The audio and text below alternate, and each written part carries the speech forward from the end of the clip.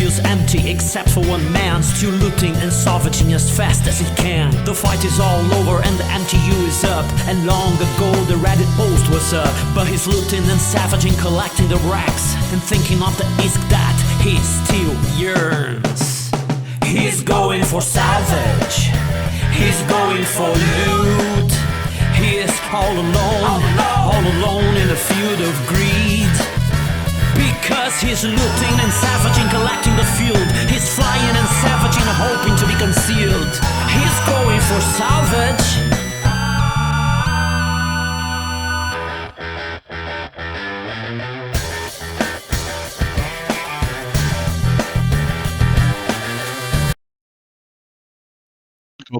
Cobain fucking mumbled his way through that shit. He did. Cobain did. Absolutely.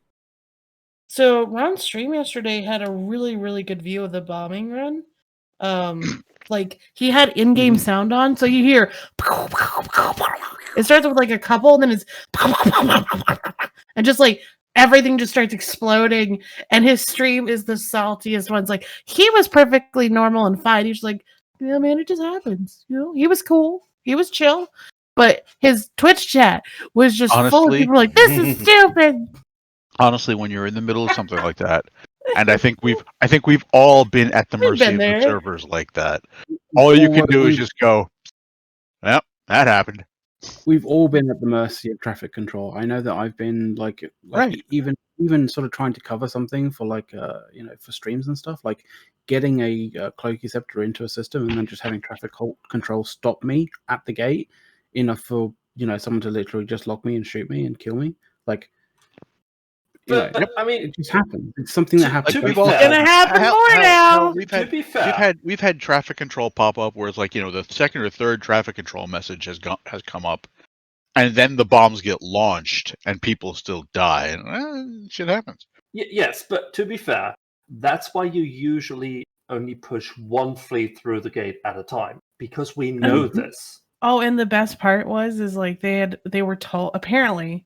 So someone in PASB is going to have to confirm. Billy had told everybody to burn to the gate, props on. So some of them had their props on. Lord. Oh yeah. So let's blue mouth sig like a fucking crazy, and just because that's not going to affect our bombs. Now No. I don't know how soon that was, but or if that was all the fleets, but some of them had their props on. Some of them were in traffic control, so all their modules are off, so all of their tank is off, and they can't ADC per se because the server just can't figure out who to send where first. And it was hilarious. I got front row seats, got to watch it right there live. And as we're looking, all of a sudden it went from ship logos to snap pod logos everywhere. It just like flipped. Good. And then local dropped. Yes. Yeah.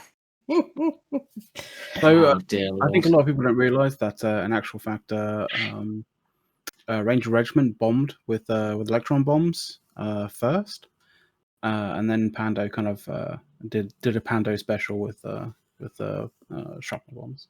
But McLeod, We don't have any bomber FCs, remember? imagine No.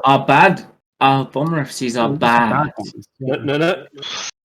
Imagine being a major alliance and not having any good bomber FCs. Yes. Right. Terrible. Let's forget about the fact that V sort of pretty much popularized multi-vector bombing runs, but let's shelve that. Shelve it. Not let's And shelve the that, one- because that's what we did. And the one yesterday morning was really good too. Against the FRT fleet. I think they got 2 fleets in that one. I don't know. I don't remember the exact numbers on the first one. But my favorite thing is all the comments. And for those of you who don't know, we're obviously talking about the bombing run last night. If you live under a rock, basically Initiative, after losing all of their Abaddons, which was clearly strategic beating at this point, did an amazing bomb run versus 4 Pappy fleets that were all trying to jump through a gate at roughly the same time. And the bombs landed and killed the about 380 hacks right there on top of the logistics and the small stuff and things like that. And earlier in the day, they'd done it as well. But all the funny comments, my favorite comment so far has been, "This is the best bombing run I've ever seen since 12 hours ago." It was a good US No. one as well as No, the one. best one was some poppy guy going, "By the way, where's Init?" Literally minutes yeah. before the bomb run. Yeah, in local, someone's like, "Where did Init go?" And someone's like, they went home after busy feeding, because they did lose an entire Abaddon fleet. But I think that was all part of the plan to make them not realize that Init was still there. Clearly, right? Shines, wink, wink. Nudge, Ah. nudge, wink, wink. So you're saying I don't know. Init is like on the sea right before tsunami? It goes out and then just comes right back in. Where'd Goes the out, sea go? comes back in. Never a miscommunication. You can't explain that, folks. And then Sorry, I've lost track of where we are, to be honest. Like, I was just I'm comparing. half focused. I was just comparing initiative to God. Yes. I mean, yeah, to break the server that bad, you do need to be, right? So, and then, God, this whole week is like, it started off like a dull week, and then the nullification changes hit, CC, and we had a heated debate on Thursday, which made me question a lot of things. And then Friday morning, they did a hot take and changed most everything they were talking about doing, which is good. And now I don't really have a problem with the changes. I'm like, okay, feel like we can work with this. And then we had all the bombing runs yesterday. We had Brave being exposed for the worthless crabs that I've been talking about for months. Like, and it just keeps rolling today. People bringing up stuff from the past, just adding more fuel to the fire. So which part of it do you guys want to hit first? I don't know. We had so much in pre-show. It was like, where are we gonna go? But no, we were talking about To the labor left. laws in To the pre-show. left. To the left. Well, let's talk. Do we want to talk about the nullification changes first, or do we want to talk about? Yeah, let's talk about the nullification changes first. Okay. Do we want to talk about the Wait a minute. We've initial still got changes? got or- another 10 minutes before we can talk about Eve.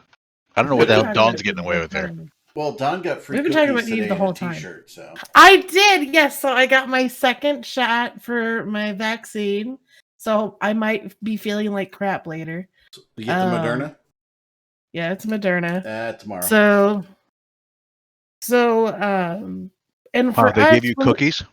yeah, so they the National Guard, you're driving up to the area where you have to wait to make sure you don't have like a reaction or anything.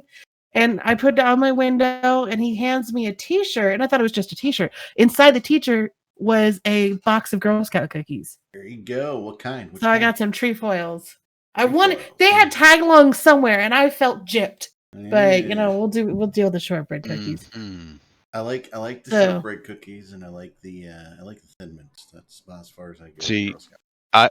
I didn't get any cookies when I got vaccinated last month. So I didn't. Yeah, so apparently in I got- Ohio you can win $1 million. no, see, Are you sure I you got- got? Are you I sure got- you got? I got Dawn. get the fuck out. You've been here 15 minutes. You're fine. Go. Dawn, are you sure you got that particular shot? Are you sure you didn't get like an insulin shot? No, I definitely got that shot. Yeah. Though apparently my band-aid The cookies fell would off. make That's sense the thing. then. I don't know. They gave us cookies and a t-shirt. And the t-shirt, you guys saw the picture. It says, Mhm. I got vaccinated at the Indianapolis Motor Speedway. So, which There they you have go. a race going on today. So we couldn't be in the track. We were in one of the parking lots across the street from the track. But it was cool because they had cars going around. So, I'm glad that America does things like in a classy way. In a what way? If you need You take that back. Listen, McLeod, if you need a big That's open all right. We area do it the same that's thing. paved It's and fine. easy for logistic purposes, It's what's I better know, than I a race know. car track? I'm joking. Of course, we do exactly the same. So that was pretty good. I got some lunch and got some booze for this evening because clearly alcohol is the way to deal with this one this evening. We'll You find got some. You got some alcohol. What'd you pick up? So obviously everyone in Imperium knows I like bourbon. I decided do? to treat myself. I didn't know that. I'm surprised. No, I did. I'm just. I was saying. gonna say, like, I feel like we've talked about this. So I got some Knob Creek, 100 There you go. proof. I love Knob Creek. It's like it's dangerous because it's like candy. It does not taste like bourbon. Bourbon like burning. 100 proof, pretty baby. good. You'll be flying high. And then I like sometimes I want fruity drinks, so I'll get vodka and mix it with like Sprite and cranberry juice, or Sprite and fruit punch, or lemonade and Sprite. Something kind of like a tart Mm-hmm. chaser with it, so that way it kind of balances out the burn of the vodka. Have you And ever- do that. Have you ever watched the Tipsy Bartender on Facebook? No. I like him. He does interesting things with alcohol. Like he makes- Sorry, Eric, but people our age don't go on Facebook. Yeah, I Facebook's for old people, okay? I literally avoid it like the plague. Listen, Yes. I can't use my Facebook because I have only family members on there now, and they can't see me on a bender, okay? He does things like he'll make Coca-Cola Jello Ew. glasses made out of Coca-Cola Jello, and you fill it with Jack, and you do Jack shots, and you eat the glass. It's pretty cool. He does some other things too. A lot of layered shots. Yeah, some very cool layered shots. So yeah, I like him. P52 is a layered shot. That's pretty nice. So yeah, he had one. I don't know if it had vodka in it too, but it was definitely blue curacao topped with Bailey's, and it looks like the ocean in the sand. It's pretty. I don't know, but am I the only one that doesn't give a fuck what his drinks looks like? You I honestly, just like to watch him. It depends on my mood. You've got bored with I- the usual shots to kind of go. Oh, let's. I just mix it make up a bit." picture of kamikazes and take them down to the pool, man, on vacation. Mm. Drink out of my pitcher at your own risk. Okay, Tequila Slam is the best, I think. Alabama Slammers. What's the difference? I don't know. I think the fanciest thing I drink might be a mojito, and that's about it. Yeah, I don't like mint I think in my drinks. I like mint, just not my drinks. The thing is, like, for a mojito to actually be like a fucking awesome mojito, you actually have to use quite a lot of rum. Just Yeah, of course. And you need to use good rum. transfusion, Barely man. use any like a soda whatsoever. Sunday morning. No, of course not. transfusion. Who puts soda in a mojito?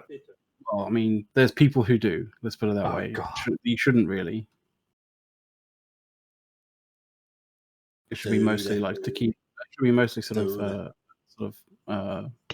alcohol and lime juice, really, and obviously ice. I'm sorry. I'm just going to laugh Oh, here. Billy You said, guys can see it in staff. That's Yeah. an old comment, but that aged well. what date was that? The 20th, That was the 21st start. of the 7th. Oh, God. Per CSM Billy, goons have the smallest Titan cache of any group in the war. Hey, get your Titan ready, What- Oh, dear Lord. as they say Let's- in New Jersey. Let's talk about that, because Hold it, He's- hold it, hold it, hold it. no, They don't. No, hold up, Don. They don't say that in New Jersey. That's her. They don't say that in New Jersey. What do they Yeah, I say? was telling Dawn to hold up because she was talking. Oh, okay. What do they say in All right. New Jersey? The They don't let's say talk about nothing. They that. can't fucking speak. They're freaking Jersey. New Jersey. Hey, get your Titan It sounds like a My ready. Mythical Morning kind of situation, like intro. They got some nice You know- cheese sticks and- The normal thing to do for men that talk about how big that cash is to whip it out and compare. So how about it, Billy? oh yeah, oh, I believe that Oh, happens, so, and they've still got to pay a bunch off, which is No. very Yeah. funny, Oh, considering no. we have the smallest. someone in comments brought it up. I imagine- and Twitch chat brought it up too. They said that they had 100 Titan cache, And then in one of the most recent town hall, Piggle It turned said into 50. Yeah. I What is imagine at it? this particular point, if you're likely to see Pappy's Titan Cash, you're going to be disappointed. At this Got point, him. at this point in the war, if you're likely to see Pappy's Titan Cash, you're the one handing them out for SRP. Now, how many spare Titans do you think we still have? Because obviously, Goonswarm doesn't run in the cache model too much. We have some caches, but that's not like always been our main thing. How many spare Titans do you think we still have lying about? I figure Jay's probably still got at least 50 or 60 laying around in his hangar. I don't know. He sold a lot to Snuffed Out, so I've seen Jay's wallet. It's not as big as you think. But That's If you sold clearly them to what she Snuffed just Out, said. wouldn't they be bigger? Wouldn't his wallet be bigger? no, Yeah. because he's not a very good at a businessman. I see. We did So the math. when he sells things, he pays them. Is that it? No, okay, we did the math in Theta, and he went over, here's how many things I've made in the past 3 years of bountifulness, and here's how much profit I've had. Profit. So profit-wise, between him and Lux, I think they were at 1.1 trillion between the two of them. Which, considering he was the main super capital seller and Titan seller in Goonswarm, I would have thought more. But he was not selling at a high profit margin to avoid people having, spend way too much money for their Titans.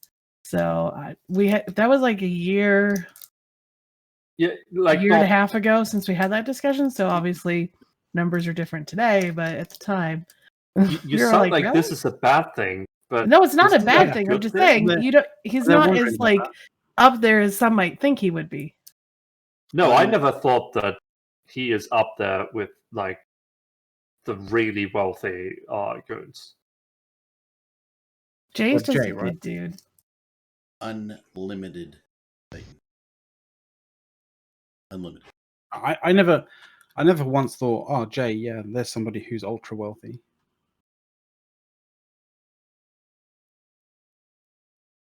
Yeah. Or at least Jay- comparatively. Anyway. Jay's always got enough money to do what he wants. Yeah, as most FCs in Goons do. Like most, high level I'm FCs. poor. in Goons Except for do. Mike, who's always begging for money because he can't budget and doesn't want a PvE. So, I mean, I'm poor as well. What's your version Yeah, of Yeah, what's poor? your version of poor? comparatively. I have about liquid 10 bill. That's more than Mike. Yeah, you're True, You're, but I've you're been 10 playing. times I've 10 been- times richer than Mike Flood. Yes, but I've been FCing 10 times as long as Mike Flood. Come on. Yeah, I think I'm around a quarter billion. That just means that just Quarter so that just 250 so mil. that just means that like you've made that liquidity work. Billions and billions of stocks. That's all that means. God, Billy gets the best quotes where you're just like, did you just say that? I just keep reading this. We have the Burke, smallest Titan cache of the war. Are you trying to Sagan the word billions? Billions. Like Sagan. It's a Y in there. I was about to say what kind of voice you're doing, and then it clicked. Yeah, Carl Sagan is very similar to Agent Smith from The Matrix. Hey, whatever. He's been dead a long time. I haven't heard his voice. That's fair. Hey, it's now past 23. We can actually talk about Eve. All right. Talk about what? yay. We can talk about the nullification. Look, I changes. just wanted to make sure Dirk wasn't going to jump in here yelling at us for it. Okay. Okay, well, I don't think Dirk is going to jump in here. Or I think he's still recovering from anger games. probably. Just So tell Dirk to get his ass in here now. So for those of you, yeah, this is the topic that he's very passionate about. So for those of you who live under a rock, there were some changes this week on Wednesday to CC only for testing of nullification. Came out of left field. Nothing had been brought up about it. Doesn't mean it necessarily wasn't something that other people had maybe complained about before, but it's more of like a what moment. What's this? The nullification changes. right? So they made some changes. They proposed some things of basically making scepters worthless and making bombers overpowered to the maximum. A lot of us expressed our displeasure at the idea of stealthy cloaking nullified bombers. To which Dirk's response was, bombers don't make any bombing runs ever and just die constantly. And The foreshadowing. and I literally messaged Dirk and I'm like, what do you mean we don't get bomb runs, Dirk? Look, it just Dirk? takes our Dirk. Dirk Stittiel said bombers die and don't provide any meaningfulness to fleets that often. And I'm like, I look at him like, yeah, because it takes skill to be able to pull off a bombing run. Did you just say it takes skill to make a bombing run work? Yes, to make it actually work and effective. Completely the opposite. I know, right? That's what Bailey and all them think. But I'm trying, like, Redline and I are trying to explain to Dirk, like, you can't make bombers nullified because the only way to catch a bomber is to bubble them to try and decloak them. So if they're nullified, you will never catch them and they will always kill you. And there was a lot of debate about targeting range, about bombing runs, and just like, stop. No, you bubble them so that they don't warp off and they have time. Right. You have time to basically lock them, and because they have such low EHP, you normally just blap them. Exactly. The problem is not that you have to bubble them to decloak them. The problem is you have to bubble them so they can't warp away.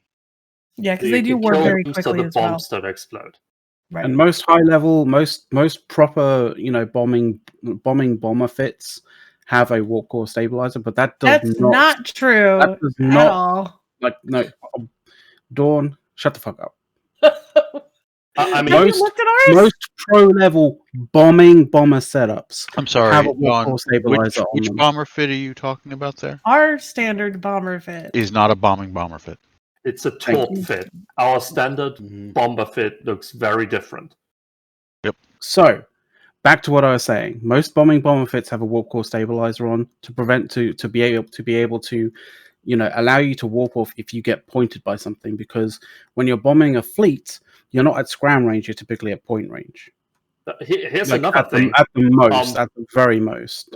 If you set up your bombing run right, you are aligned to your warp out. That means you decloak, you bomb, and you warp off. There's literally no time for anyone to shoot or point you, right? You shouldn't need to. When you land from a warp from an FC to bomb, you are pointed at the target when you land. So when you land, you're pointing at the target. You're in the correct position to bomb. You decloak and you bomb. You're pretty much at 0 speed. So being able to warp away at any direction is pretty much the same speed. That's also the problem. Is you're 0 speed. You need to get moving so the bombs go where you want them to go. No, they will go where you want them to go because of the warp direction that you've been sent to by your FC. That's not an issue. I mean, so long as you do it at so long as you decloak and bomb within a suitable period of time. Like, don't be like, oh, I'm taking a warp from an SC to bomb a fleet. Let me go make a fucking cup of coffee first. Like, no. Like, you land, clear of bubbles, decloak and bomb straight away. Like, you decloak and you spam that bomb until that goes off, and then you warp off. You don't. I might have not FC'd bombers in a while, but that's I literally have like rows and rows and rows and rows and rows of documents and this, that, and the other of bombing. Like, I've studied bombing for like fucking ages in this game. I've actually done it. Yeah, and so have I. Okay, so when you come out of warp and you're sitting at speed 0 and you push the bomb button, where does the bomb go? The bomb goes the direction that your ship is facing. If you leave it, then your ship will right itself to basically be aligned to the horizon, like the center line kind of thing. So if you're bombing at an angle below or above the horizon, you need to make sure that you're bombing as soon as you land. What happens if your FC is preparing warp-ins from above the enemy fleet? Well, there's two different there's different methods of bombing. Mm-hmm. You can provide warp-ins, at bombing range to the bombing spot. In which case, your FC will basically ask you to align to a location, decloak and bomb. Yeah, fair enough. If you're being warped to a bomb spot to bomb straight away, then you don't need to align. You just need to land. You just need to decloak and bomb as soon as you land. Though, because then you don't have speed. So you do have speed. You don't need speed for the bombs to go the direction. No, you don't need Have speed. you have you ever doom bombed? Get the fuck out. Sothrasil, have you ever doom bombed? No, I have. Do you know not. what that is? Isn't that that you basically abuse the invul timer, so you bomb and don't get the damage yourself? No. The doom bombing is when you get signed in or when you get bridged in by a Black Ops and bomb straight away. Yes, that's literally what I just said. Yeah. Well, you didn't say that. You didn't say anything about bridging. Yes. That's why Anyway. you've been using the invuln timer. Relax, Anyway, if you relax. know bombing, you would know that has been solved. So if you try and do it and you bomb, your bomb doesn't sit there because you haven't, moved any direction. It goes a direction. Because you always have a tiny, tiny, tiny bit of inertia going on. Yeah, but I'm not talking about the bomb. I'm talking about getting your fucking ship out of there. So you bomb. So you're on about the bit where you need decloak speed to get a bomb, and warp then going, you, right? and you spam your warp out. Yeah, but you get out faster if you're already moving. Mhm. Yes, of course you do, but that's fucking try and sort that out for six angles. Also, that's assuming you're pointed in the right direction when you're moving. Because if you're Which pointed you in the should wrong be. direction, you should be. But if someone's done something wrong and you're moving in the wrong direction, you then have to deal with the turnaround time as well. Uh-huh. Yeah. Because if you have to align and then bomb and then realign, then your alignment is going to take about twice as long as it should.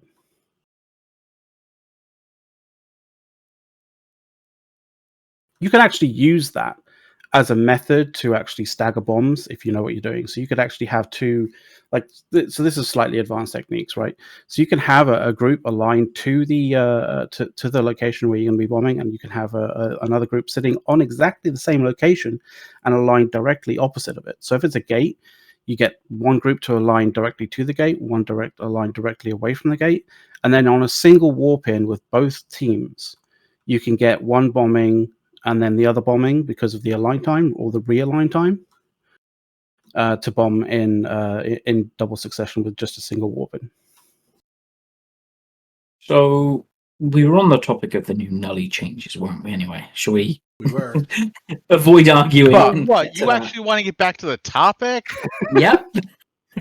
But what? I don't yeah, know what you guys were talking. What's the topic again? The nullification. Oh, The okay. Great Escape. The nullification was an interesting thing, but I'm glad that it's gone. Yeah, so they're not going to have nullification on bombers because that would be too strong in too many scenarios. And it was a dumb thing to even put. They were a specific line at it. It wasn't like maybe it'll work like this. Like, no, they specifically chose that against all recommendations until they realized, oh, this would be bad. And then they adjusted the interceptor bonuses to make it not so terrible that at least the intercept can still be a viable transport ship that is tankier than. Right? No, because then they fucked up the interceptor again. Oh, what did they? I didn't see. Did they make another? What's the other change? The module no longer stops cycling when you enter warp. Yeah, changing that. They also Which means means it's got to finish its cycle time of 15 seconds. But the cooldown's now, I think, going to be 30 seconds. But nope. It doesn't really matter because the interceptor is too fast getting to the gate and throw it for the other side. But remember, you have your 10-second of warp and invulnerability. So if you just sit there and wait those extra few seconds before jumping through the gate, then yeah, it's like listening to some of CCP's like suggestions of how to do exactly kind of what you did Hold on. before So is what's the issue here, though? Because sure, you get in warp quicker. You're landing on the other gate, but Can't- you've entered warp nullified, Okay, so which means you let- land on the next gate nullified. and when you go, except You that jump through the gate, and you've got a It's 60-second cloak the- timer. the cooldown issue timer is- doesn't the start till issue the is module the ends. way the cooldown timer doesn't start until the module ends. Yes, the way which is it works- 15 seconds. The way it works, right at 8 AU a second, it really, you're gonna be tight for time. And So the problem what? here is the asymmetric nature of what you're looking at. One interceptor versus one dictor. The dictor can bubble both sides of the gate. Yeah, One but dictor. You can just Well- burn back to the gate, wait the 60 seconds on the other side, burn back I think again. I think Horrendous You is can talking nully about again. how. I think Horrendous is talking about how this sort of is not a similar set of circumstances. Now- like Dictor can bubble both sides of the gate without having a cooldown. Yet Without having a cooldown. Interceptor The doesn't. interceptor, let's can't- say he burns can't back go and through that. forth, okay? The dictor can also be burning back and forth. Here's the hot take. But here's Fuck nullification. sure, and I'm And not that's what- arguing that. I'm not arguing that. But if it's gonna be in there, especially when you've already got dictor behavior of I bubble your undock, and then I dock. What happens to the bubble? It disappears So why do I bubble a gate and jump through and the bubble stays? because I can't be CCP's got a attacked in that programming. system anymore. Which was the whole point of you can't bubble the undock like that anymore. Because you can't be attacked. You can't be Yeah, it stopped makes- like that. It makes sense that if you bubble one side of the gate and you jump through, it should. It should go away. That would then restore this whole balance of, well, okay, but you've only got the nullification on one side. Well, so they you gave know it what will happen 80%. there? Hold on. We all So know what will happen there. Sorry, Dawn. for the interceptor, Piecemeal application. the No. changes on the interceptor have been the bonus is now 80% instead of 50. So your cooldown timers, I believe, around 30-ish seconds versus the original 75. So Which now might be fine. should be within that 60-second cloaky, Sure. time frame. In So theory. that's why I was like, you know Horrendous what, said, you we're are good. cutting it close. Right. So there is more chance of human error to come in where you don't pay attention. Human maybe you error, decloak too network early. error. Yeah. Hey, when did I load this grid? Yeah, exactly. So there's at least where there's an area where people could fuck up, but it's not so bad that you're going to be warping around, doubling your travel time to get from place to place, or you run the risk of using a shuttle, but now you will die if you get smart bombed. There's nothing you can do about it. You'll I've die been- in interceptor anyway, because what's going to happen is you're just going to see the smart bombing groups make sure they've always got 4 battleships. And 4 battleships will 4 smart bombing rogues will wipe out any tank you put on intercept. I don't care what it is. Yeah, and places like Stain is one long chain with little branches off, but to get through the whole place, it's just one chain. You don't really have a Yeah, it's a bunch of single pipe. options, right? They have 3 different smart bomb camps along the way, and unfortunately, not all of the systems have an area where you can bounce off another celestial within range to see if they're there or not. Mhm. You just have to kind of look at Tricks kill of boards. getting- Well, it's not tricks of even- being able to descan that. It's not even You really can't the always issue descan. of stain or nullsec there though, because people aren't going to keep a travel scepter or a travel shuttle for nullsec and then switch over to an assault frigate when they get into lowsec. So the smart bombing camps in the lowsec pipelines are still going to kill you. Yeah, so it's like I don't see why we should be making the game harder and more tedious for the sake of some esoteric. Let's go back to 2009. Honestly, Well, I think okay, someone in I'll chat hit on disagree. it a minute ago. I'll I think dis- someone in chat hit on it. Sorry, Horrendous. I'm just going to go quick though. Yeah. What are we not talking about anymore? We're not talking about industry changes, are we? Well, there's that, but I don't think that's really. I don't think this is all a big I think misdirection. most people have tapped out on the industry. Have you changes. guys, Besides, like the past 3 weeks that I wasn't here, have you guys actually been talking non-stop about industry changes? kinda. Because that sounds sort dull. of on and off? Like, yeah, It has been kinda. We can talk about but industry it's changes. The other thing though that still hits the interceptor on these changes is you still lose a low slot. That's true. So it Yeah, does I don't really like that. affect. And let's Um, face it, like you're looking at well, what does this mean for interceptor fleets like, the Drama Queens, the Ares? Gone. The fucking Fozzie claws. Yeah, someone showed the Rifter fit. Yeah. And it's basically a better Fozzie Claw. and It's really cheaper. not. It's And really not. but it's cheaper too because it's a much G1 cheaper. chip. It's much cheaper, but let's keep in mind that a 14-kilometer targeting range is gonna fuck you.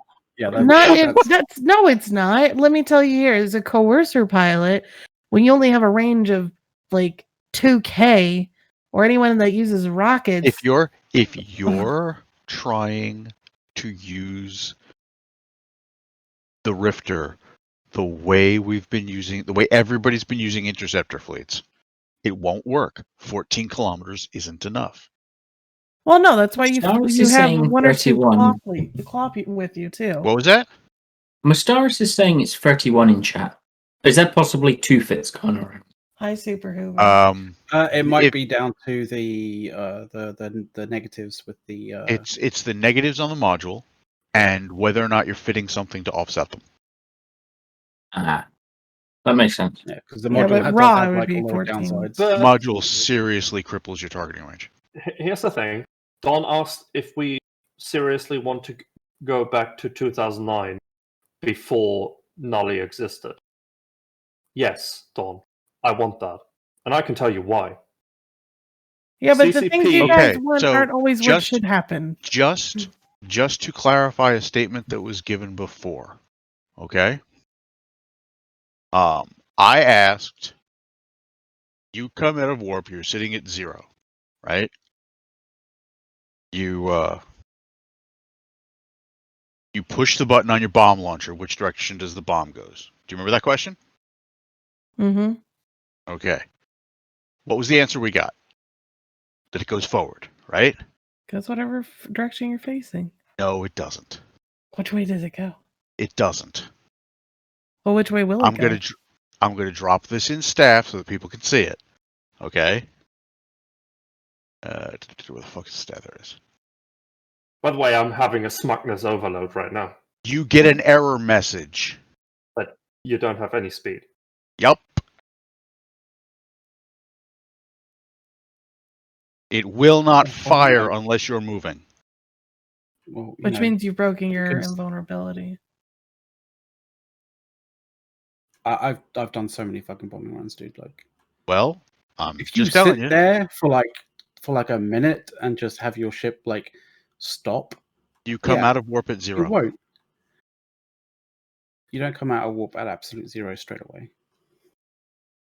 That's correct. You are technically moving a little bit once you come out of warp. Sure. Enough for you to be And able to decloak and drop a bomb. if you're doing it instantly, Yes, You which can should decloak be. in the warp and then just as you No, move you don't forward. decloak. that's a great way to get shot when you I'm just land. saying you could do it. Doesn't mean you should. You could, but that's not like you don't know whilst warping whether you're going to be dragged into a bubble, and if you get dragged into a bubble and you decloak already, you're going to decloak everyone else's bomber, and that's when like a bomber squad gets just nuked. But why did we get onto this anyway? So anyway, Because we're trying to build did I do? a foundation for which our bomber FCs can build. Because we don't have any. This is true. Ah, all of our FCs yes. are terrible. anyway, yes. Don, you asked if we want As to go Dr. back to Silver's pointed out. 2009 before nullification. And yes, I want to. And Well, I you can may tell you want why. to, but there's also other things in 2009 that weren't good, Well, as well yes. as things that are in Let's- now that weren't Right. there then, and so the balance won't work to go back No. there. No, if we just say nullification is gone fuck you, interceptors. That wouldn't work. I agree with that.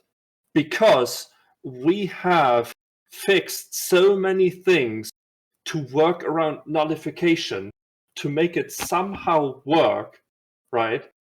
That we now have so many things that rely on it. Let's just be clear here, though, Soth, all right? You cannot go back to 2009 to get rid of Nully. If you go back to 2009, Nully still exists and they're running fleets and shit. So let's I'd just say you get 2 lots of So Nully. that means I can go back to 2009 and then get rid of Nully. But why would you want to get rid of Nully? Because if you think butterfly effect, best thing is keeping them about, Oh yeah, right? you're right. Because then you don't get him in test. Because Nully was bad.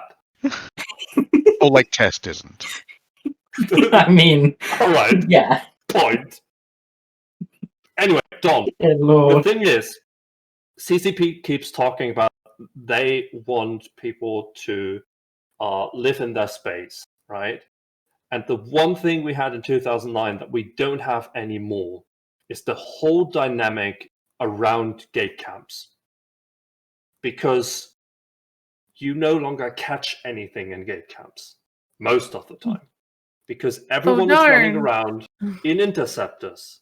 They Oh, can just run no. through that camp, Oh right? no, darn. Can't just But- have 5 people sitting there farming for days. Thing is, You people say didn't that. just sit there farming for days. Yeah, so clearly only a having recent nullification thing. doesn't hurt this. No. Dawn, that's the issue. People only sit there farming for days now because nullification came about. Because it killed off a genuine way of interdicting gates and shutting down movement. Which There was led to a- people going out, doing a couple hours and then going home to do whatever, right? There was a strategic thing about which gate to camp, right? You had to Mhm. look at traffic. You had to look at how important is that traffic. Okay, yeah, but And let's on top also of keep in that- mind. Let's also keep in mind though that there's another piece of the equation there that you guys are missing. Back when people were out farming for a few hours and then they'd go and do other things, right? They were moving their isthmic ships through gates. Nobody does that anymore. You jump. True, but So there's fuck the still gate camp because I'm not using a Mackinac today.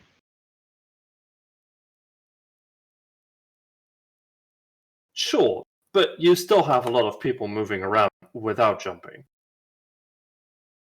And yes, to the comment in chat from Rancorch, making gate camping 100% again is going to create backlash. Yes, that's why none of us are saying bring it back completely. Like, there's a middle balance to be had, right? So, And realistically, you aren't going to have it back like it was from 2009 because, as Rendus just said, with jumping and filaments, that's what people will move to if they find they can't get past somewhere. It'll just be, oh, filament, okay, roll it. No, not where I need. Okay, roll another one. Got it. Cool. but it's more about those situations where you are like, oh, there's a huge fight going on 5 jumps from here. I gotta get there fast. So you just jump in your battleship and you gate over. Do you realize how many people do that?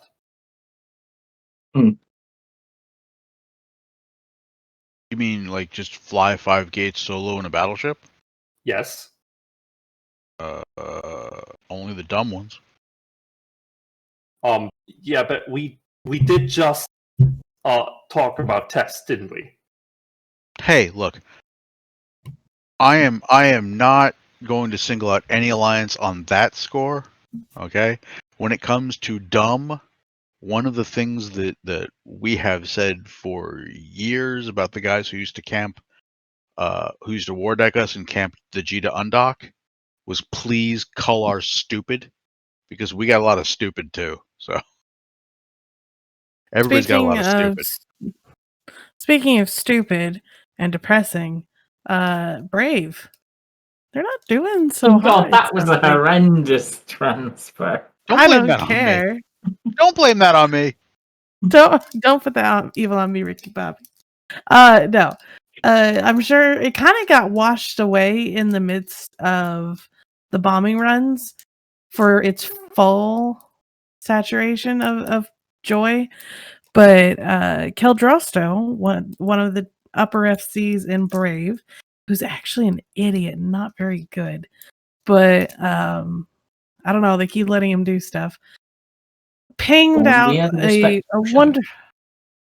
No. Pinged out yesterday after the morning's bombing run that Brave needed to fight for their home and that they had a lot to lose if they didn't win this war, and that he was very disappointed to see, drumroll, 28 Brave pilots in this morning's fleet, or that morning's fleet. Now, I know that it was their off time zone, but of an alliance of 13,000 could only muster 28 people I mean, we had in this their off time conversation. zone. We had this before I know, the but show, though, right? Because I pointed out but that there's a people didn't get to 1,500 see person it. alliance. Yes, no, that's what I'm about to say. There was a 1,500 people alliance warped who formed 36. Formed more than them for 1/10 the size. Yeah, Like, well, what the yeah, hell? so Warped Intentions, who is also super tiny, for at least they put up more than numbers. So after this rousing morale speech from Cal to, that they needed to fight for their home because if they lose, they will lose their space again, and that it's very important to go on fleets. The fleet last night with the big bombing run, does anyone want to tell the audience how many people Brave had in fleet? In USTZ, which is their time zone? Anyone? Brave had people in fleet. Yeah, I know. There were a few. Anyone? Someone had the numbers. 97. 97. That would be a big showing for them, I think. How many did Initiative have last night? Oh, we already talked about that. Initiative didn't have anyone. That's why people were wondering where Initiative is. Yeah, exactly. I believe Right. I believe Initiative had almost 300. Hold on. And you guys I aren't believe there's a USTZ. comment. Well, you say there was 300 there. I don't think anybody saw 300 there. Oh yeah. Also, someone's That's because they were Also, the close. initiative 300 lol. It's funny because at the same time that was happening, there was this amazing shit talk, I guess, going on in local from some, I don't know if he's Test or Brave, asking where's in it. Yeah. Bombing their fleets. That's where they were. Yeah, so Initiative had almost 300 throughout the course of the fight. No, well, I guess throughout the day. It might have been a little bit different because there were so many battle reports. DKIL was so wonky last night. It took forever for battle reports to settle out. But they had more than Brave, and they're much smaller than Brave, numbers-wise, right? Yeah. Slightly. Goonswarm had the bulk of numbers of anybody there, and then Pandemic Horde was right after it. It's an interesting numbers game going on right now. We watch Norman had his weekly update of numbers, and test numbers have just like plummeted into the floor. Now we can contribute that to they're not getting to use their AFK bashing Titans to shoot Keepstars anymore. So that might be having to do with some of their numbers, or Cat Pilots not getting to be used. But testing them aren't pulling out any big numbers of, except for when they have a planned op, they can pull up some numbers because people get some ideas. But on the flash forms, which I will say the battle reports don't do justice to how some of these fights go. Like last night's, right? It was 800 to 1100. So people are like, oh, that's not 3-to-1 numbers. Mac, were you on the Abaddon Fleet last night? No, I wasn't on the Abaddon Fleet last night. I was Okay. asleep. Well, so a lot of people don't realize, and except for if you're in the fleet, that when we talk about 3-to-1 numbers, Gunstorm, we're talking about the fact that when we start the fight, we usually have 1 fleet versus 2 to 3 fleets. And then the second fleet gets formed and comes in and helps stabilize things and get us back into the winning spot. But usually we're having to throw a fleet in there just to slow them down or hold them off of whatever their target is until we can get everybody collected up together.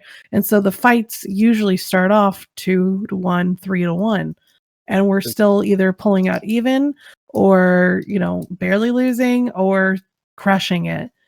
There's also a thing that a lot of battle reports don't show as well, which is the additional form-up numbers inside of, inside of each staging system. Each staging system, right? Like, the caps and supers that are staged that are standing by and all that kind of shit.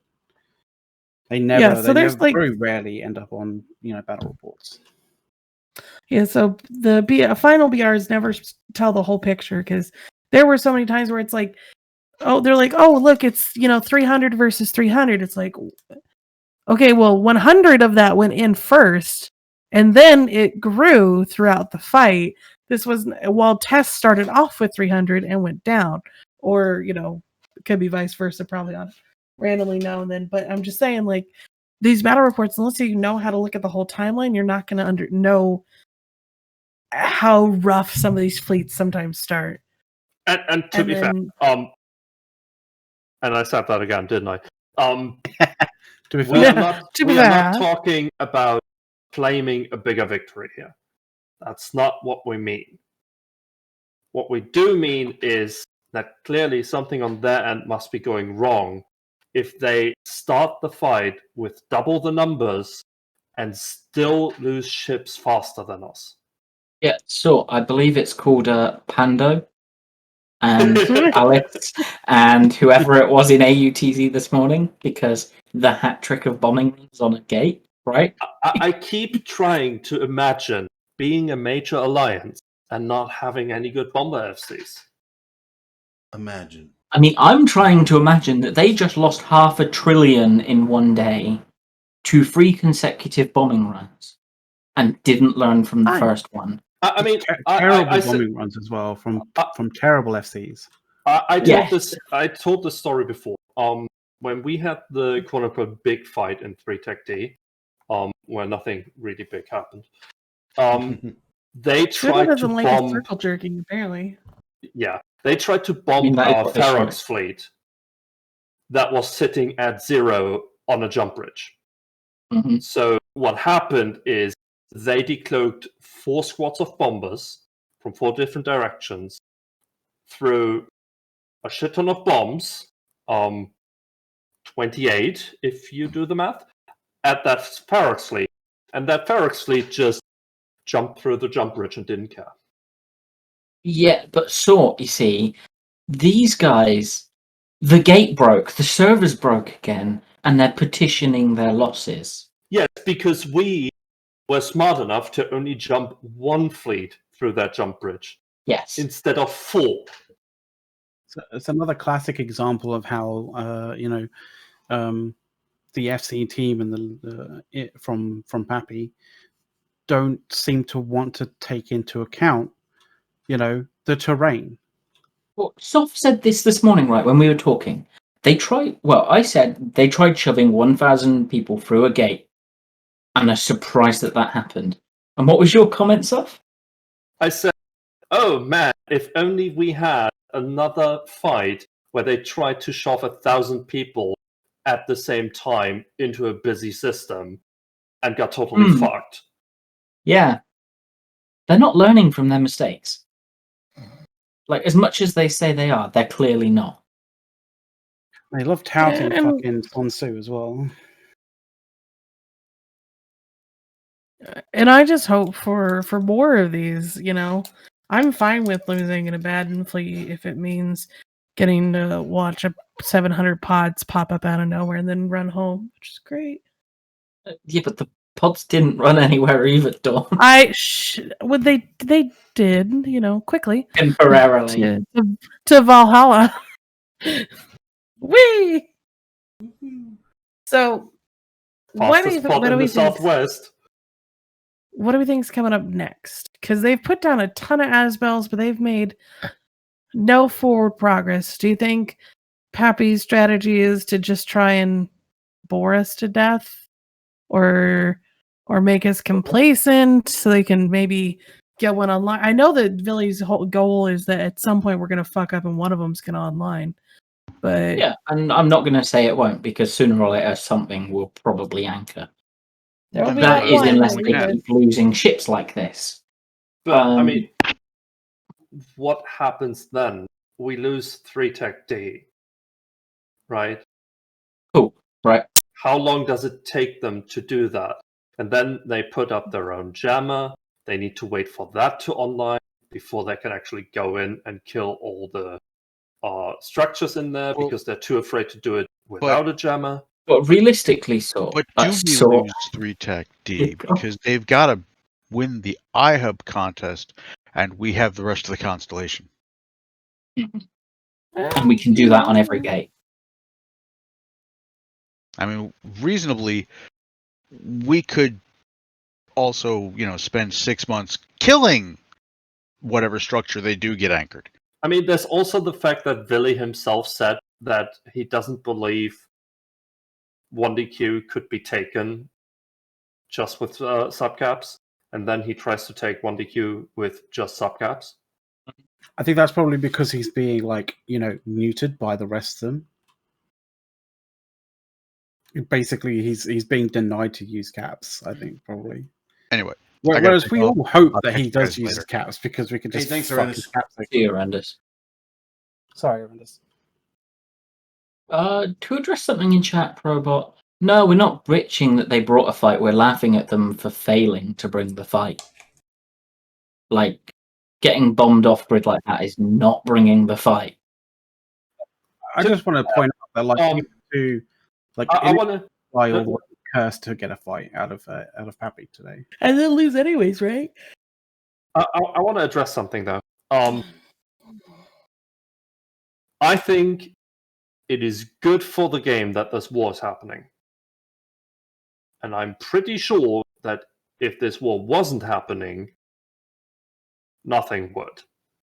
Which means a whole lot of people would not be subscribed, and that's not good for CCP and not good for the game.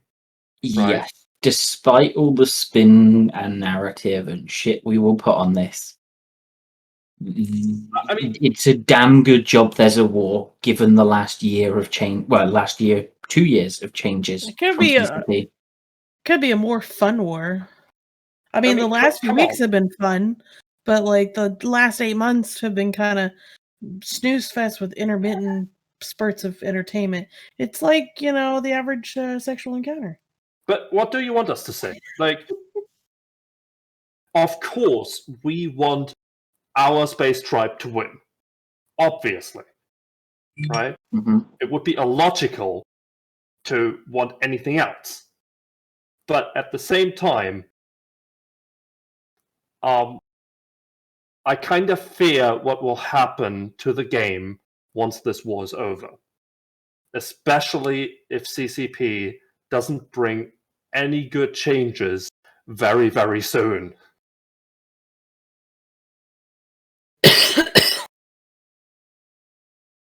Yeah, no. Unfortunately, because of the changes they have been making, a lot of people I know are either reducing the amount of people they've got subbed, or they are unsubbing them to let them run out, because they are feeling like they're getting taken advantage of by CCP, and they don't like the changes. And instead of until they see a good change, they don't feel like putting up with it. They'll still log in for the big fights and stuff, but they're not interested in giving them money constantly. So I was wondering, sort of thinking to myself, well, instead of being negative, maybe what changes would CCP have to do to make people want to stay? But I think the thing is, I think a lot of people who are kind of going, nah, fuck it, after this war, are really going, no, nah, fuck it, because CCP's sort of cadence and what they decide to change is so kind of just it doesn't make it's difficult to make sense of. It's not difficult to yes, understand. it's So not- people are there kind of going like, well, I don't want to shift a shit ton of stuff around just and then like a month later realize because of CCP's changes I have to shift it all over again, because like every single time you have to do like a full organizational kind of like redistribution, all that kind of stuff, like it costs time, it costs money, like I mean in-game money and all that kind of stuff, but like you can only do that so many times. And the issue I we can have tell is you- that they're It becomes making untenable. changes, and they're So making people are changes looking without for giving us a stability. future forward look. So I can tell for all you, I know, tomorrow I change into something that next week gets nerfed, and I I can got tell to change you again. one thing that would increase my trust in CCP wanting to actually fix the game. Roadmap. No, I don't give a Oh. fuck about a roadmap. Roadmaps change just as often as if they weren't roadmaps, dude. There's one thing: Yeah, hire more programmers. true. Because I know for a fact that a major roadblock for any dev trying to do anything is programmers' time. Because they don't have many of them, and pretty much every team that wants to do anything needs to use their time. Yeah, you So- always hear like, oh, low-hanging fruit, in the sense of like they don't have as much programming time as they wish that they would have, so they always opt for the easy fix or the low-hanging fruit, right? And the thing is, CCP has gotten in more programmers in the past. The problem is they look at the ones that clearly are good and put them into developer positions, right? Which isn't necessarily a bad thing to do, but then It's also they not a don't good thing. hire a new programmer. Mhm. So, Yeah. oh god, so there's been something I've been debating, posting something. Well, I would say on the forums, but that'll get deleted, so it would have to be Reddit, right? But it's kind of this talk, and it's like you were alluding to a minute ago, McLeod. I don't think the issue is with individual teams, right? As much as some of these changes have been pretty bad, I can tolerate them if I knew what they were trying to aim for, right? If it didn't just feel like throwing shit at the wall and hoping it sticks. Because that's what this feels like right now.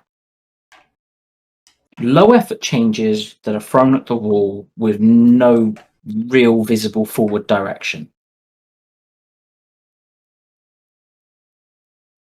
And it's not like it's not like I'm having a go at them for changing things too much. It's the fact that like it's so sporadic and it seems aimless for from at least from our perspective, that people don't have the confidence to want to settle, like to want to think about putting down new routes in certain areas of space, because like fuck, like we just went from like people kind of going like, oh well, you need to settle into a low sec system or near to low sec area so you can get enough stuff to mine, what have you, and then suddenly we're like, oh shit, we need to have a whole bunch of stuff not anywhere from there in order to build caps and stuff like that, all the gases and stuff like that. And now it could be a case of like those gases may appear, like, or they may not appear, like it's kind of the way that you think about like I think the best example of this is like systems that used to have ice belts, or systems that have ice belts, right? It's like you don't know if they'll have ice belts in there or not. Like it's a coin toss as to whether you're going to get one ice belt in there, no ice belts in there, or 4 ice belts in there. Like that level of absolute, like that level of randomness is just like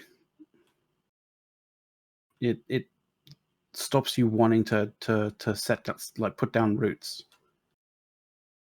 You know, would a It company drill for? discourages Would a company people playing actively, right? Basically, would a company? Yeah. Would a like? I mean, I hate using real world examples, kind of thing, to make my point, because, like, you know, they're never a good kind of a pure comparison. Mm-hmm. But would a company put down an oil drilling platform in an area where they just may not get any oil in there whatsoever? Like, no, you do you do surveys to see whether you have oil there or not. Yeah. Would you consider that comparison between like that and like a system that has an ice belt? Like, sometimes it doesn't have an ice belt in there, sometimes it does, sometimes it has 3, sometimes it has none. A lot of the times it does have none. Like, it's just one of those things where it's like, would a company put down a infrastructure to mine ice if they didn't have a certainty that there was going to be ice there? I don't know. But that kind of that's a good sort of like a good macro example, or sorry, a good micro example of the macro world that Eve is in at the moment. And it's just that uncertainty of like all sorts of different things that kind of makes people kind of go, no, I can't be asked. But it's not just once; it's repeatedly. Right, so Yeah. you set down somewhere for the ice, and then they nerf the ice, and you go, oh, well, at least we still got the moons, right? And then they nerf the moons. And then they're like, okay, so we can mine the belts. Oh, and they've nerfed the belts. And then they nerf the anons, and then they nerf this, and it's like, But it's what the fuck? Bart, what do I do now? But Bart, it's the let's attach things to a bunch of RNG generators that I'm fucking hating right now. Yes, yeah, because it's not even predictable. It's not mappable. Because you could say like, oh, but it's just trying to sort of simulate how, like, how weather is like in the world. Well, weather is predictable, though. Weather is to a degree predictable. Like, yes. We don't know exactly how tornadoes, like, the whether a tornado actually forms or whether it doesn't form, kind of thing. Like, we know the telltale signs where a tornado might form, but like, that's like a sort of an extreme example. We can do 5-day forecasts that are fairly accurate, in modern times. But that's because the weather isn't just a bunch of things attached to RNG generators. It actually has mechanics designed into it, and that like sort of interact with each other. You know what? Right, I'm actually going to say this.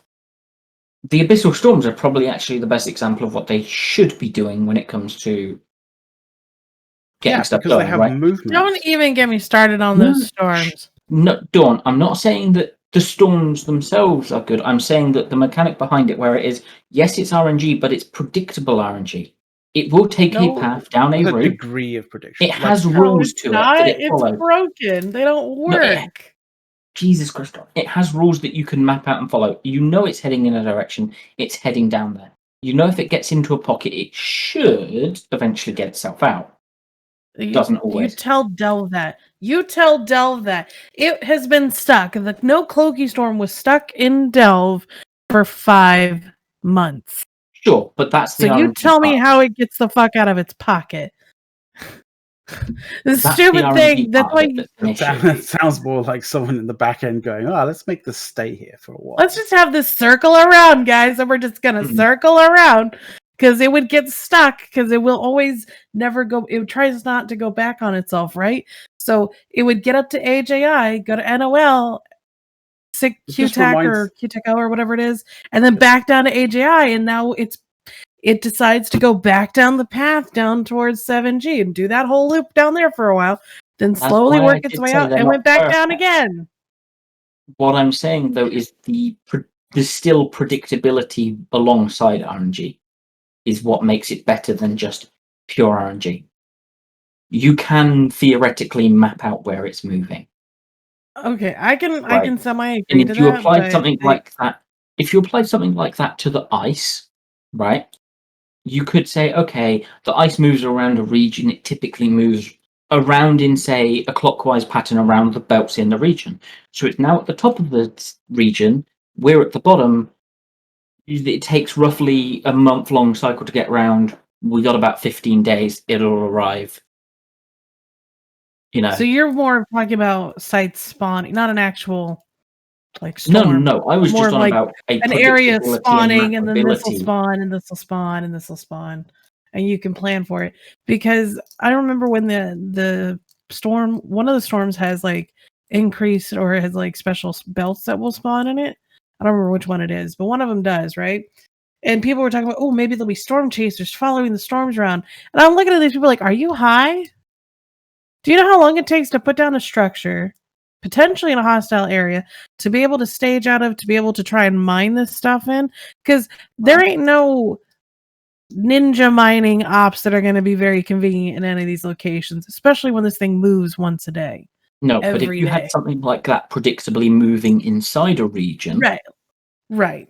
Then that Yeah. could be doable because you know your structure's not going to be wasted, after 2 days. you're still in the region. You know it moves around the region in a rough pattern that's not purely predictable, but is somewhat predictable. And you can time stuff out for it. I And wish we could you go know back you to can no put question. yeah. Right. How I mean, about it we was switch nice topics? knowing that. What? We're switching topics? Are we? Yeah. We're back. You guys Okay, don't what's the next sound topic? that excited anymore. As in, I was about to fall asleep. Okay. Sorry, I Uh, moved us into a sort of like how can we help CCP and you Make guys good fell asleep, changes so that that's fair people enough, sorry. like. Fix Let's cloaky hate on camping. CCP now. Let's all hate on CCP now because obviously Sothra Fix really wants us to cloaky hate camping. on CCP. No. No. I fine. actually want wanna- like helping CCP is boring. I actually want to thank CCP for their support. I can't fucking read you, Sothra. Jesus fucking Christ! All right, go for it. Whatever. Okay. Before I do that, I just want to make clear I don't have a problem with any of the actual devs at CCP, right? CCP as a company, yeah, fuck them. But all of the devs Individual that work employees. there, they are all good people. At least the ones that I got to know. So, I have to thank CCP Aurora, because without her, the Anger Games wouldn't have happened, and definitely not as well as it did. And it is entirely on her that it did, okay? Because she put in her own time to fix the Thunderdome server, and to even come on the show and commentate fights. It was fantastic. And to tease you guys a little bit, I hear that CCP Aurora is going to make an announcement soonish. Soon. TM. I don't know what it's about. I just know that she will make an announcement. Wasn't she supposed to be here? Well, now you're just teasing. Well, she was teasing me with that, so I'm just handing it over to everyone else. And by the way, Eric, she will probably come on the show directly after that announcement, so she can plug it herself here. Always invited. Anybody from CCP is, even if we complain about it. And you are so right, Sothra, so with that comment, right? We may complain about CCP off and on, but we really actually generally kind of trouble with the CCP devs and things, right? It's not about that. It's about company thing. That's all I got.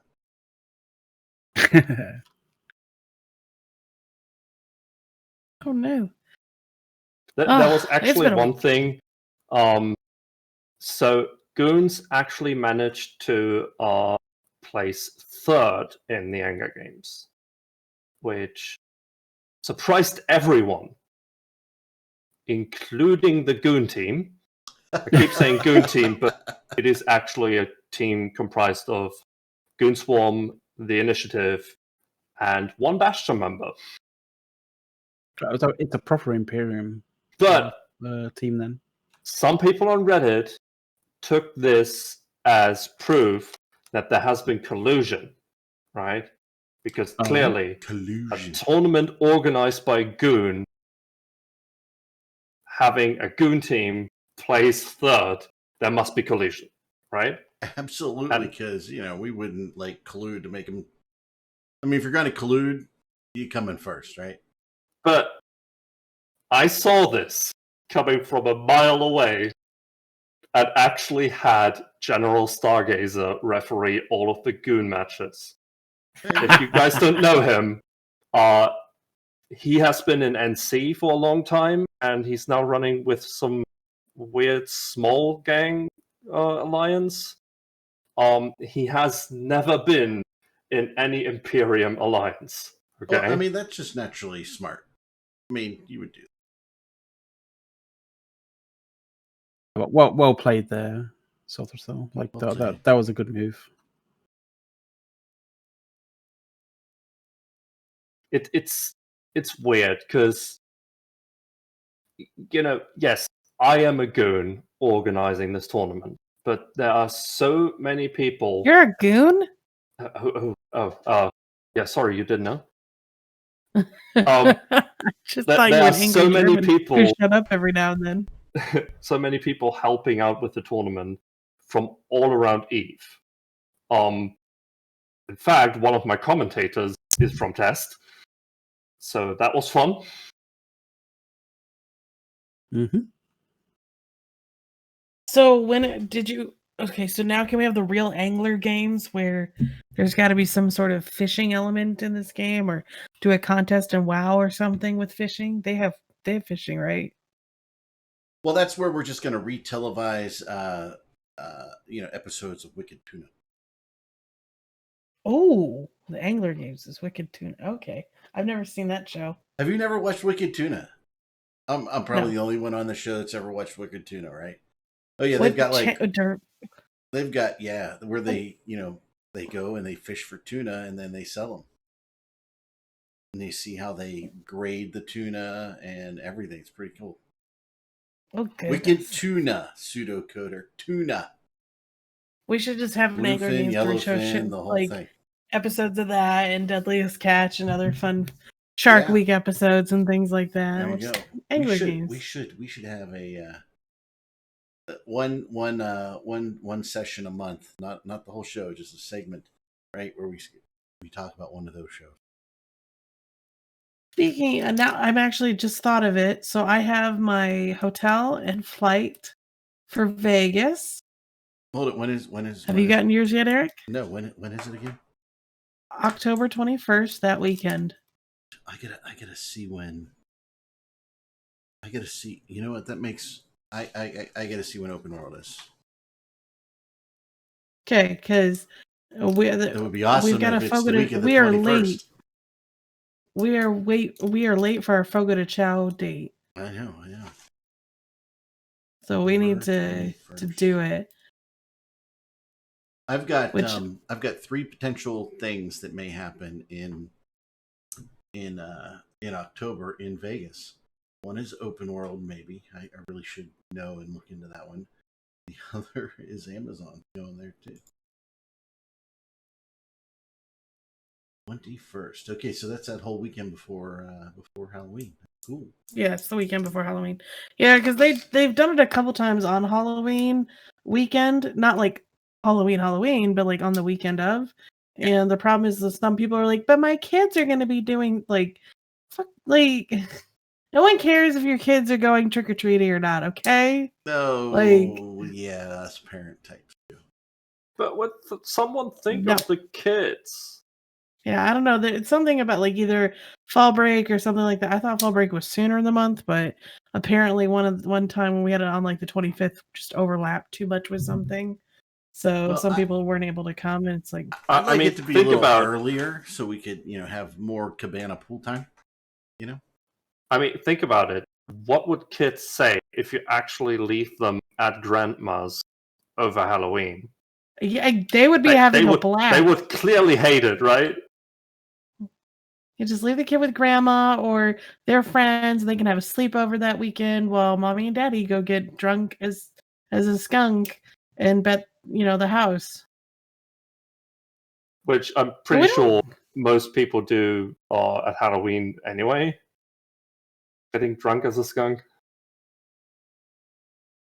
That was I grew up like 2 miles from where I live now, and Halloween, all the dads would get the tractors out and they have little, carts that they haul wood chips around, mulch around their house in and stuff, and they put straw in that, and all their little tractors would drive the kids around all the little homes, right? Because it was far away comparatively to how homes are now here. And then when I moved here and had my own kids, you saw the parents, they're pulling their little wagons around, and instead of kids in the wagons, there's like beer. It's funny. Mom's drinking wine, dad's drinking beer. Halloween can be fun. People what we've been doing, candy for the kids, shots for the parents, woo. Well, what we've been doing lately the past few years, because even though we didn't have a trick-or-treaters in our family right now, age-wise, until my nephew was born this past year, we would help out do trunk or treat. So, at either churches or community centers or whatever, people will just, instead of having to go from house to house at night in the dark, which would be more fun, but it saves on walking, as well as saves people from having to dress up their house and have strange people come to their door all the time. You do trunk or treat, where you have the candy in your trunk and you get to decorate your car and your trunk with fun little stuff and maybe wear a costume. And then the kids just walk around from car to car getting candy, and the parents are right there. You get it done you can have games going on and have basically a block party in somebody's parking lot. And it's a lot safer. You can do it during the day, and you can have it more than one weekend if you want to, if people can't be available for actual Halloween. So we've been helping out with that. We've got the Peanuts, the Great Halloween, or the what's the story of the Halloween? The Peanuts, the comic. The Great Pumpkin. This is the Great Pumpkin thing. So we do that as a theme, and we have little dolls and stuff, and we make a little pumpkin patch around our car. So that's what my family has been doing for the past few years, and it's been a lot of fun. We did dress up as a German group once. A German so group? I had my my bar. Yeah, What I you had my wearing? barmaid outfit. My mom had her barmaid outfit, and my dad, we got him some lederhosen. So Okay. So Okay. not- so not the PC German. version of that. Okay. Outfit. Bavarian, sorry. The Bavarian. Bavarian. Yeah. Beer Good. wench. Bavarian. Thank God for that. So and we gave out normal candy, but we had like fake pretzels and just really cheesy stuff pretzels? all over. Wait, why would you give out fake pretzels? Why Yeah, didn't why you not give real out ones? Well, real those were just pretzels? decoration. Those were for decoration. We gave out candy Hey, the normal. when I was Look, growing come on. up, the best house to trick or treat at were the ones that had fresh made donuts. One of the guys in our neighborhood worked for Coca-Cola, so he gave out full-size cans of Coke. Oh You yeah, know, we had and Laurel the Springs whole- here. Yeah. The whole trick or treating thing. We do that in Germany at New Year's. Mm. And we actually do make where was I going? Damn. We're doing the beer pretzels this year. I'm done. I'm sold on that one, baby. So you know the German donuts that don't have a hole in the middle, but they are filled with jelly. Danish Call Oh, that a Danish? jelly filled donuts. Jelly filled. here, I'm donuts. gonna put this. Pretty much. We I'm gonna like put this we in like staff. the Bavarian cream filled ones, the Boston cream ones. Oh yeah. Yeah, we do those around New Year's as So- well. There's a hound from last night in staff. Okay. If you guys look at it, What was that? I Chevy didn't know Chase that. goes, Christ. we just watched Caddyshack. What was it? You He know- said something it I about mean, took me- that's probably not real because that's not the logos, but Yeah. No one burped. but that's funny. It is funny. It took me a minute to realize it's kill marks. What did you think? They were generals? Like a 50-star general? Is that even possible? Well, that's cute. The rest of you guys don't get to see. You'd have to go on Reddit's Boston cream covered. Oh, but then again, there's a lot of like fun stuff on Reddit at the moment. Boston cream, baby. Reddit's been a toxic dump of awesomeness. When I had Staying Guy's I been lit- fucking amazing on there so I- recently. I literally got a mainline Pappy FC to be like, God, will you guys just shut up already? You're so toxic. I'm like, no, you're in my house. Get the fuck out. Go away. I don't think I can. I don't have to be nice or friendly about the fact that you're in my lawn shitting on it. Go away. The police are busy right now. They're not available. So I'm out here with a fire hose yelling at you to go away. And that's kind of how I feel. So I don't really care if you don't like the quote unquote toxic environment of us like crowing about a good bombing run or whatever the fuck we do. Which, how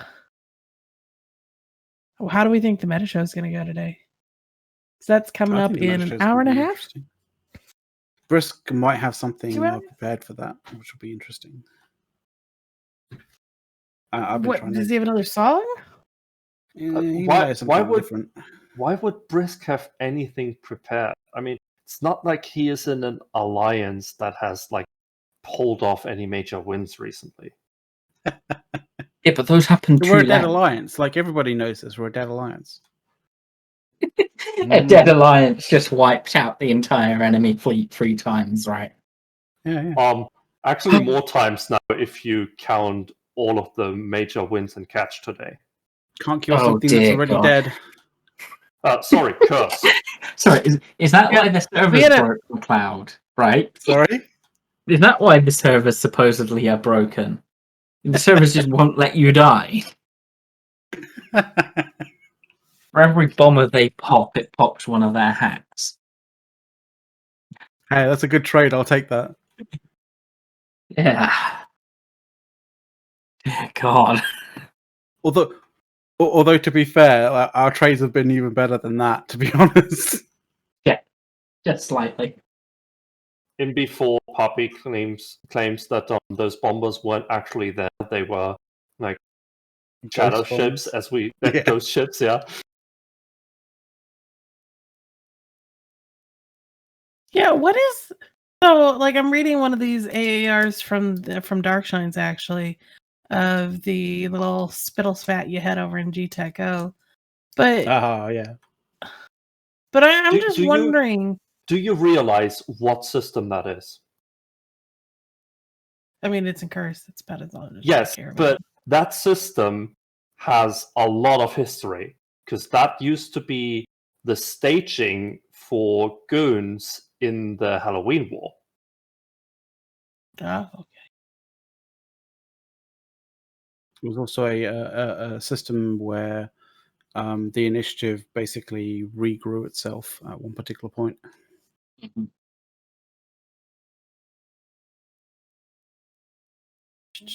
I'm just reading through to see what happened. So, what I find interesting, and Sharings points it out, is that Paspy has been putting a lot of focus on hitting initiative buildings ever since you guys deployed to the north. Yeah, because But they got angry.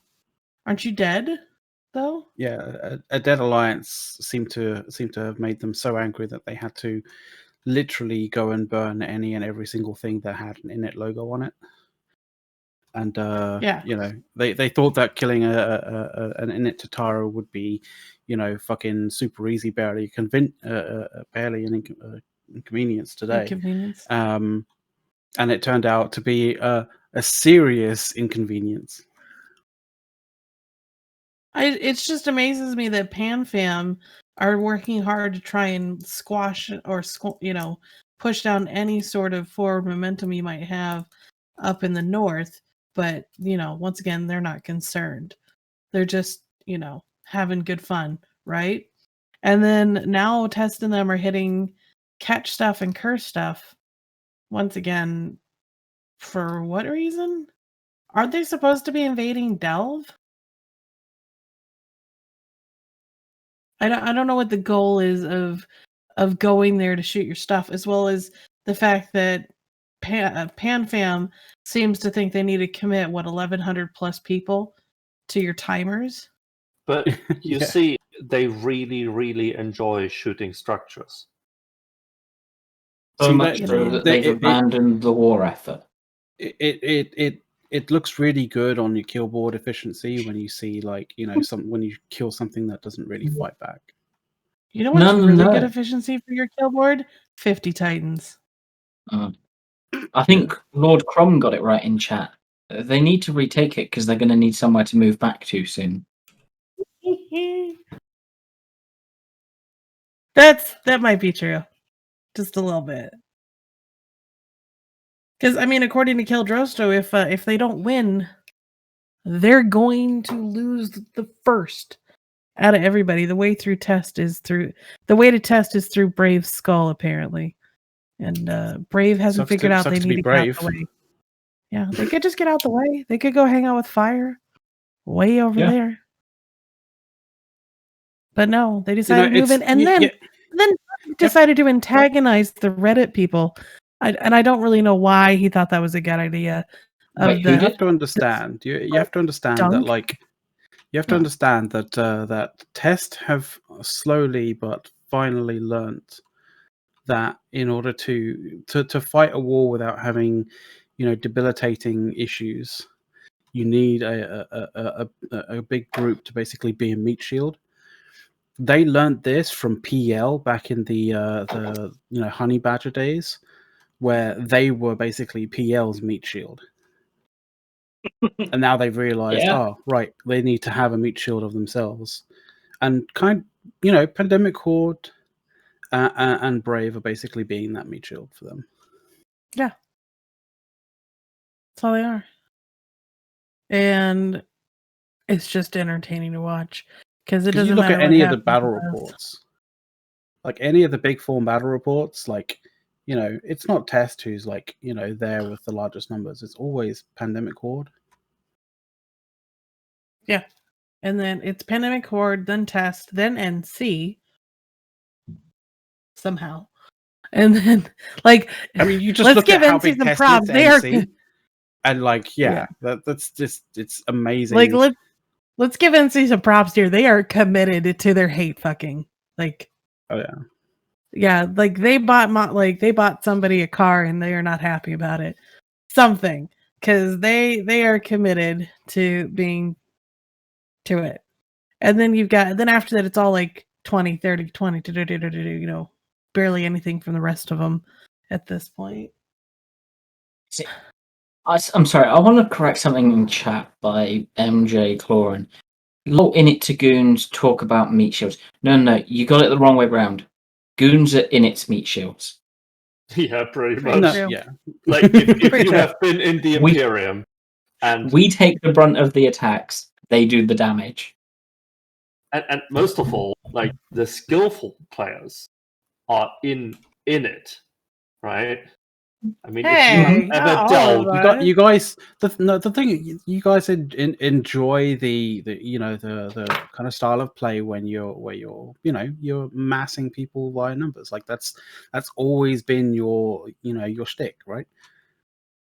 That's why you're called Goon Swarm.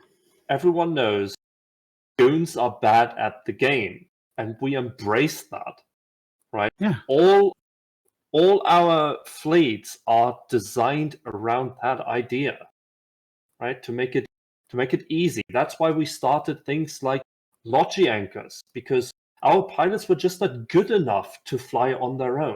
So we needed to have someone that all the Logi could just orbit and forget about that. That's why we started with Logi anchors. And there's so many more things that goons started implementing that made the game easier for goons because we're just bad at the game. We have a few people that are really good at certain things, and we take advantage of that. Yeah, let's talk about yesterday. We were trying to form the second fleet, and I guess people were still sleeping. I don't know. But me and at least 2 to 3 other people on the fleet were dual boxing Logi, which I don't really like doing at all. Thank God for 14% tie-dye, because that made it much easier to do. But dual boxing Logi is scary, and as I said, a lot of us were, just to make up for some numbers while waiting for, because like a whole fleet had been formed earlier, so there wasn't as many right away for a second fleet because most people were on the first fleet, and it's just like, okay, well, we need more numbers. I guess I'll pull out a second one and hope that I don't get a headshot on both of them. So, but we still like kicked their ass when it came to the mutant fleet, at least. The poor Eagle fleet was just like cannon fodder. Like, get in there, sit there, and just take forever to die as best you can. While the funny fighters, thing is, I will. Go ahead. Oh no, sorry. I was just gonna say the funny thing is you do show. I will give PanFam and them all credit. They are adjusting some tactics because they brought in an entire Harpy fleet to deal with fighters, and I think that was pretty effective from what I was hearing on the super pilot side. So hopefully we'll come up with bring some RML Serbs or something, or Caracals to deal with. That was Harpy last fleet. night, though, wasn't it? Yeah. I mean, we Yeah, already just had last the night. solution to the Harpy fleet. Yeah, I mean, yeah, we just didn't use it last night. No, we did use it last night, Dawn. They were Okay, on well, the I meant in gate. the middle of the fight, not after the fight when they're running away. I mean, to save us some fighters. Oh well. So that's something that, I'll give them props for trying something different, and it seemed semi-effective in a way. So I think that, that'll be something that, we'll just have to see how big of a deal it is, if it's worth adjusting our stuff or not for it. I never understand what Cohort does anymore, so. Oh well, forward stuff. that's probably true. That's all I'm gonna say. What do we think's coming up this week? I know we got a lot of Asbels to kill. Yeah, how many is it now? Well, there's like 6 or 7, I think, that are down. Chat's gonna have to keep. If any Papsicles in there want to tell me how many Asbels you've got cooking, let us know. 7. Okay. I don't know if I believe Greg.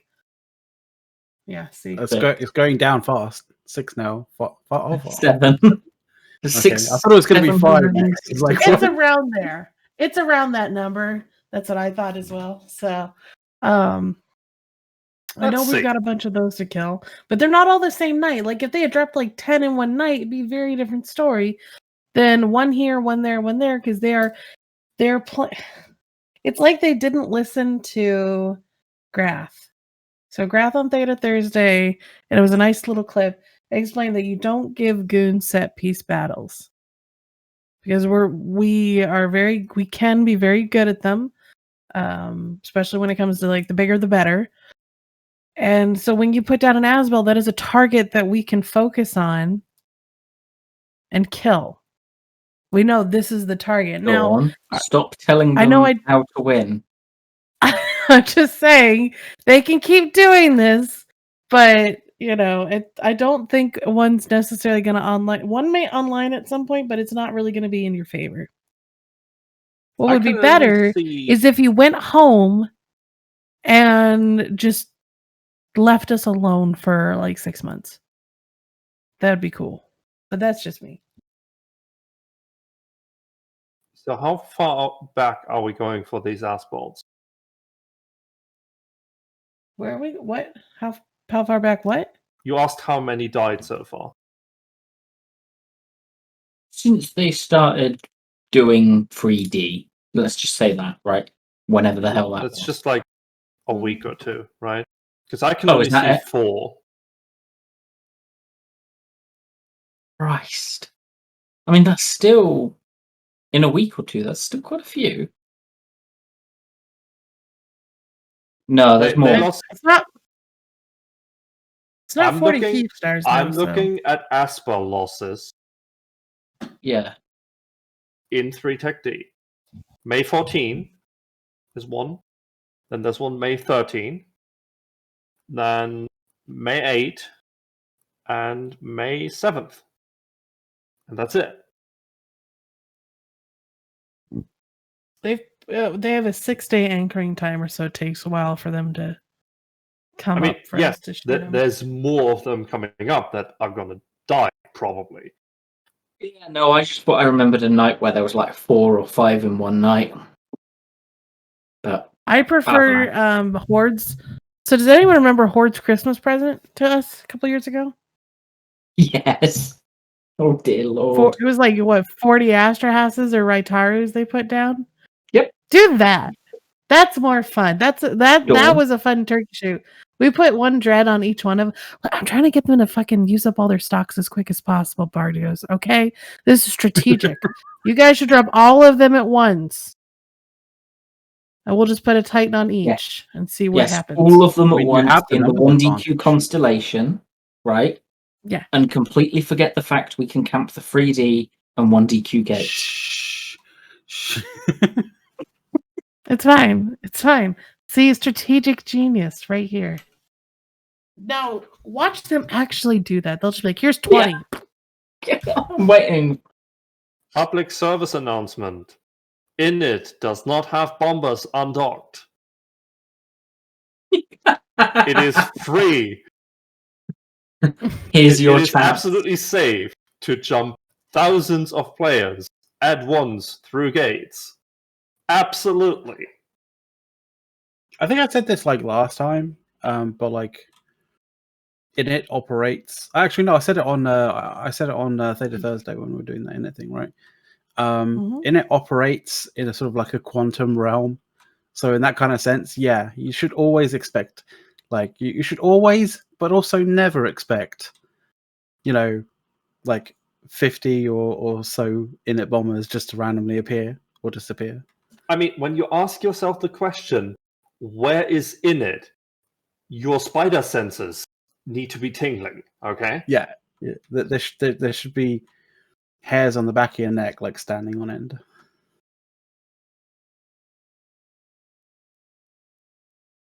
And by the way, thank you, Dirk von Dirkistan, for the sub. Dirk von Dirkistan. Dirk of All right. Dirkistan. Well, we're coming up on 15 minutes here, gentlemen and lady. I mean, we had a lot of stuff happen this week. It's just we're kind of at that weird point of seeing how this plan works out. Now, what's I know we're going to be trying to wrap up, but what's been interesting is listening to the dissonance between test plan and PanFam's plan on taking 1DQ, because Gobbin said, I don't think we're going to be using capitals unless some really big circumstances come together. And Brave kind of had that sentiment too. But Test and them have said, oh, we never said we're not going to use capitals. And that's also what NC has said. So I feel like But there's still a how? little bit of a... So Like, just think about it. How would they use capital without They taking brought out Dreads the in to jammer? shoot a Poss, and we didn't kill him, so they gated Dreads in, I think. Yeah, goons are bad at tackle, news at 11. But You've always been That's terrible what at I'm tackling. saying. It's like whenever I see a super kill, I'm like, oh my god, you guys learned how to tackle at some point somehow. I mean, when the gate is already bubbled, right? When there's an actual timer we are prepared for, how will you get your capitals in? Are you gonna slow boat Dread them jumped in. through a fighter bomb That- swarm? Like that's That says the Dreads what happened jumped in. the last so- time they tried that. Yeah, they did jump Dreads in the other day because we had the jammer down because we brought stuff in ourselves, right? Which is probably Okay. their only way. But when we're setting up ahead of time, oh, it was Raft. Okay, yeah. When we're setting up ahead of time, if we stop them getting it down, they're screwed. I gotta go and take a phone call. Well, do you have a final thought? Okay, his final thought is that His phone's ringing. Fed Up and Warped Intentions are horrible people. I don't know. There you go. Okay. Let's see, who would be first? Oh, I would be first. So that was Bards. My final thought for the week is we need to have a big fight because I really want to do another cast. I love cast streaming, and we need to have an actual big fight that's worth streaming. So if you guys could work on that, that would be great. There, great. Soth? Well, I mean, after this week, there's clearly only one thing left to say. In it to win it. Oh, Yeah. yeah. McLeod? Okay, right. I'll just quick little thing like that whole GTACO thing was like so out of left field. Like most of the people in the fleet that was going there had no fucking clue. We just like randomly ended up on a wormhole and then randomly ended up in Doral and then like in GTACO. Like it was fucking crazy. But you know, props to Init, props to the Init FC team and the wormhole crew and all that. Like, you know, connecting people. But yeah, I just want to say definitely check out the Meta Show because there's going to be something fun there.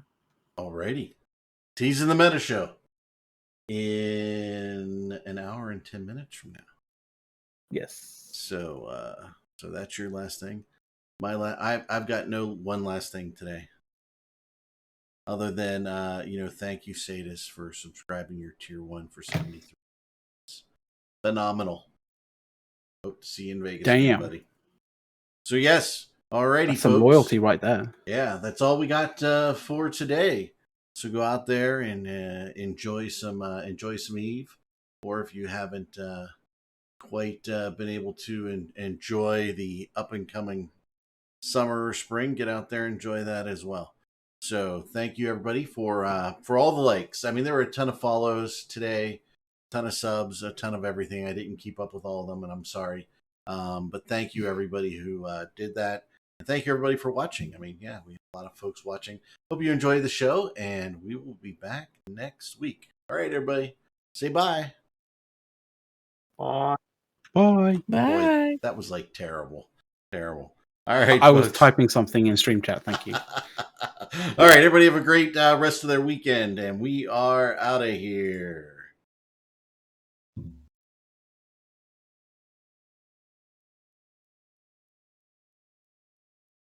Maybe we're not. Maybe we'll stay for a while. No, we're out of here.